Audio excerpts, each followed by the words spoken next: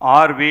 ரஞ்சித்குமார் என்னும் நான் சட்டப்படி அமைக்கப்பெற்ற இந்திய அரசியலமைப்பின் பால் உண்மையான நம்பிக்கையும் மாறாப்பற்றும் கொண்டிருப்பேன் என்றும், இந்திய திருநாட்டின் ஒப்பில்லாத முழுமுதல் ஆட்சியும் ஒருமையும் நிலைநிறுத்துவேன் என்றும், தமிழ்நாட்டு அரசின் அமைச்சராக உண்மையாகவும் உளச்சான்றின்படியும் என் கடமைகளை நிறைவேற்றுவேன் என்றும், அரசியலமைப்பிற்கும் சட்டத்திற்கும் இணங்க அச்சமும் ஒருதலைச் சார்பும் இன்றி விருப்பு வெறுப்பு விலக்கி பலதரப்பட்ட மக்கள் அனைவருக்கும் நேர்மையானதை செய்வேன் என்றும் ஆண்டவன் மீது ஆணையிட்டு உறுதி கூறுகிறேன்.